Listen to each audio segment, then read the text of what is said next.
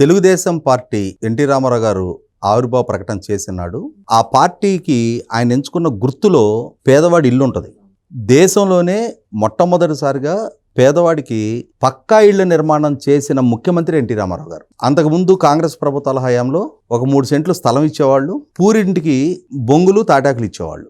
ఓ తుఫాన్లో అగ్ని ప్రమాదాలు సంభవిస్తే మళ్ళీ వాళ్ళు నిరాశ్రయులు అయ్యేవాళ్ళు. అటువంటి స్థితి నుంచి ఎటువంటి ప్రకృతి వైపరీత్యాలైనా అగ్ని ప్రమాదాల నుంచి అయినా సరే కాపాడబడే శాశ్వత ఇళ్ల నిర్మాణం జరగాలి పేదవాడికి కూడా అని చెప్పని పక్కా ఇంటి పథకాన్ని అమల్లోకి తీసుకొచ్చి దాన్ని ఆచరణపూర్వకంగా అమలు చేసి పేదవాడికి సొంతింటి కళని నెరవేర్చిన ముఖ్యమంత్రి ఎన్టీ రామారావు గారు, తెలుగుదేశం పార్టీ. అదే ఓరోడు కొనసాగిస్తా చంద్రబాబు నాయుడు గారు కూడా 2004కి ముందు 95, 2004 ఉమ్మడి రాష్ట్ర ముఖ్యమంత్రిగా వారు కొనసాగిన సందర్భంలో కానీ తర్వాత రోజుల్లో 2014-19 మధ్యకాలంలో 2014-19 ఒక రకంగా మాట్లాడుకుంటే పేదవాడికి ఒక గోల్డెన్ పీరియడ్గా చెప్పుకోవచ్చు. జగన్మోహన్ రెడ్డి ఆనాటి ప్రభుత్వం ప్రతి మంచిని చెడుగా ప్రజల్లో పోర్ట్రేట్ చేసి 2019 ఎన్నికల్లో తనకి లబ్ధి చేకూరిందేమో కానీ, ఎందుకంటున్నానంటే 2014-19 మధ్య నా వైఫ్ మా ఊరు ఎంపీటీసీ మెంబర్గా ఉంది. ప్రతి సంక్షేమ పథకాన్ని చాలా క్లోజ్గా మేము మానిటర్ చేస్తుండేవాళ్ళం.